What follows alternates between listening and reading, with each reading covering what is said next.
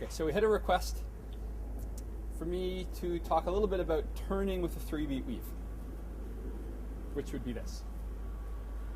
Which it's a nice question because it brings up a few fun things to talk about. First off, you need to be able to do the weave in two directions. So you need to be able to do the forward 3-beat weave, where your hands are crossing over each other, and you need to be able to do the backward 3-beat weave, where your hands are scooping under each other. Once you can do both of those smoothly, the first thing I would recommend, the way I often teach this, or encourage people to teach it to themselves, is to, on either side, see where your arms kind of open up into neutral. Like you want to give somebody a hug. You go, I love you. I love you. Kind of like that. So from the backwards weave, you can open to that position. And from the forwards weave, you can open in that position. So you'll find it.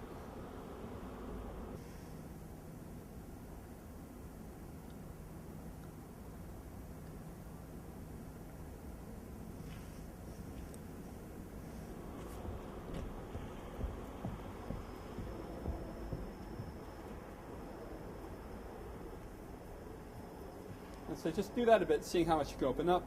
So you open and you go back into it. And you open and you go back into it.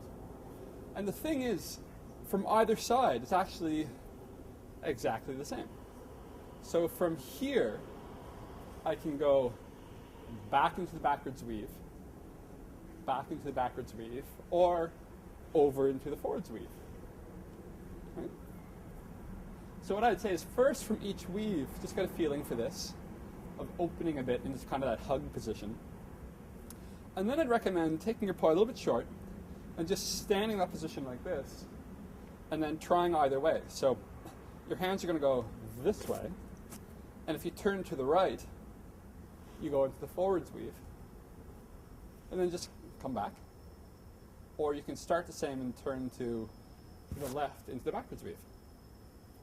So play with that so you can do that either way. So you can turn, your left arm flips over the top to the forwards weave,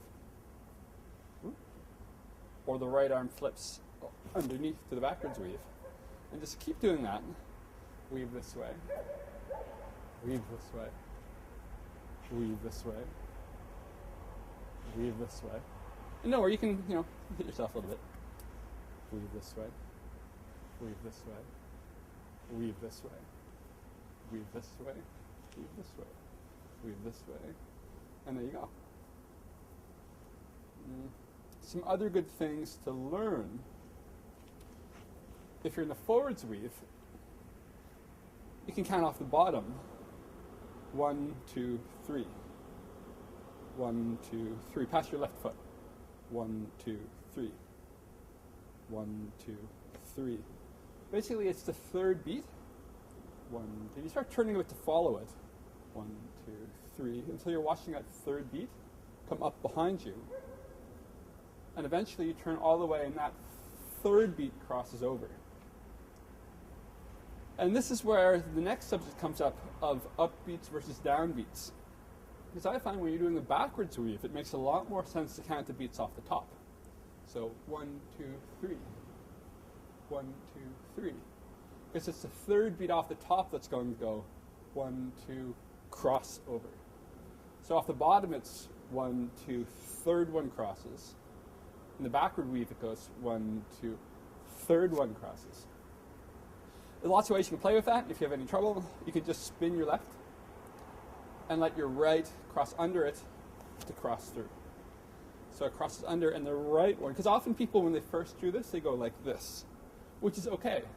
But you kind of come out of the weave for a sec, if you go like that. So people will go and then back into the weave. And that's fine, it's just a different turn. But if you want to do what most people would call turning in the 3-beat weave, you let the arm that crosses underneath cross to the far side of your body. So you start here. Again, it's just the idea of breaking it down and trying to force yourself to just learn the missing piece. Right? So you can even go like this. Let it hang. Right one crosses, and it crosses all the way to the far side. And then with it spinning, And force yourself to not do this, where the left one is leading. Force yourself to let the right one cross under and lead. And then coming back, same thing, where the left one is going to cross over all the way to the far side. And that should get you going.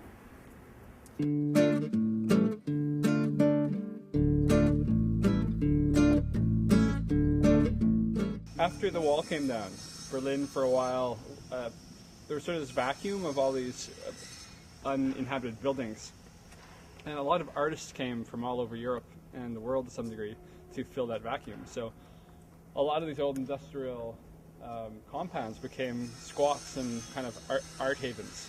So, and there's still that legacy, but a lot of the squats are gone now. But Berlin still has maybe more of that than most cities in the world. So it's been really fun to come and see just art everywhere, and just that kind of, that feeling of a city that's really kind of saturated with artistic thought.